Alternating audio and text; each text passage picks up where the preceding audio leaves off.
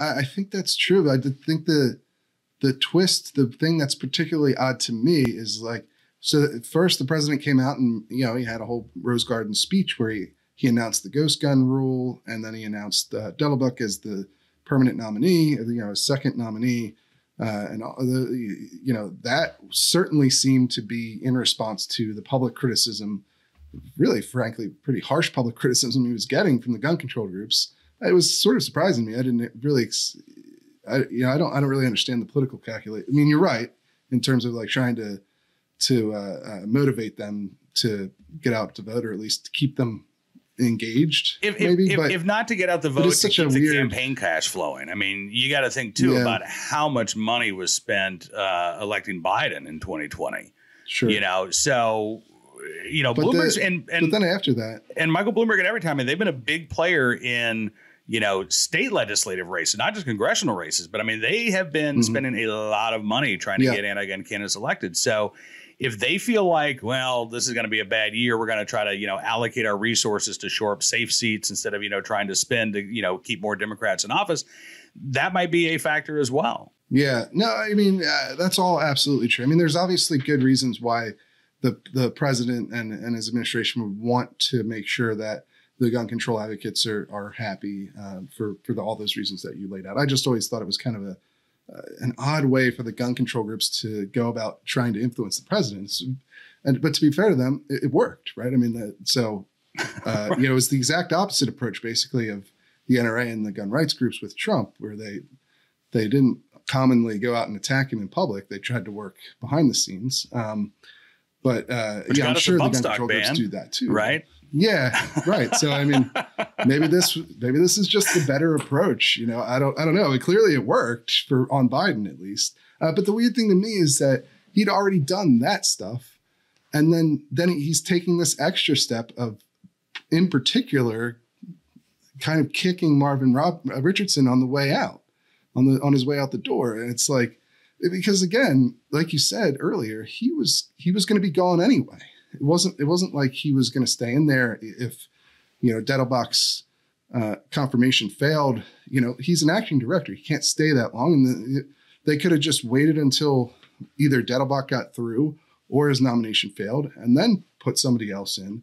But for some reason, they felt the need to go the extra mile here to really kind of crap on Marvin Richardson. Well, yeah, and to that point, you're also right that this is also kind of inside baseball stuff. Like, this isn't the stuff that's going to get, some random suburban mom in a red shirt to go out and pull the lever for a Democrat in November, if they're even aware of this, right? So you're right. This is getting rid of Marvin Richardson. I say demoting him months before his retirement. It's kind of worse than just getting rid of him. Yeah, it kind of is. Almost. You're right. That doesn't serve the purpose of motivating the Democratic base. That really does sound like, okay, we're going to do this for you because you asked. So then I think the question becomes, why do the gun control activists want Marvin Richardson out of the ATF? 8 months before he was going to retire anyway. Like, what do they get out of it? And that is, I don't have a ready answer for that. I only have one speculate. This is pure speculation. Okay. I like pure speculation. We try to avoid it as much as possible on the show. Well, but at least you're clearly identifying it. Yeah, pure speculation. But that New York Times piece I mentioned earlier that went after Richardson for those sort of frivolous points about, how he was putting the brakes on Biden's gun violence prevention efforts. It's fairly obvious who was the driving force, the main source for that piece, which was David Chipman, who was still very unhappy about how his own nomination went. And apparently it has a real bone to pick with Marvin Richardson in particular.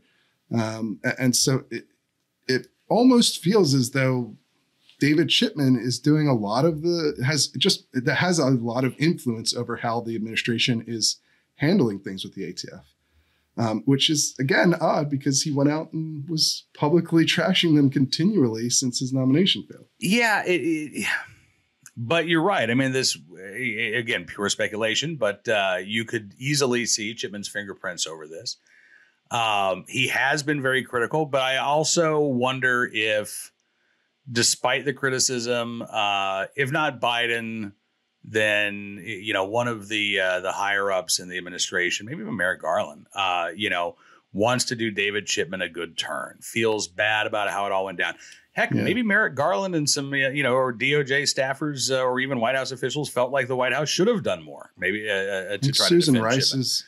is one of the key players here too. Cedric Richmond, I think, is another. And so, you know, I that's a possibility that it's not directly coming from Biden, but, you know, there are sympathizers, Chipman sympathizers within the White House or DOJ who want to do him a solid and convince Biden that this was the right move to make, I guess. I mean, I don't know, because I suspect that ultimately what's really driving this, as you say, or as you allude to, is personality and not policy. Or at least there's a lot of personality involved, because from a policy perspective, it doesn't make any sense whatsoever.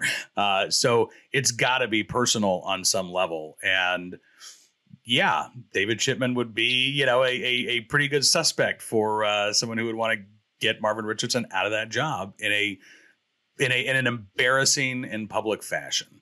Yeah, and it was abrupt. You know, my ATF sources who gave me this story. I mean, one, I'll give you just a little bit of insight. Obviously, I can't say who they are because their jobs are at stake. But you know, it was somebody who came to me. I didn't know this person beforehand. I verified who they were. Yeah. But like that gives you some indication of how this went over inside the ATF. And then obviously I talked to other sources as well after I got the initial tip. But like people didn't like this. Marvin Richardson is very well liked at the ATF and in the industry. And you know, the other thing too is, you know, and clearly there's a philosophical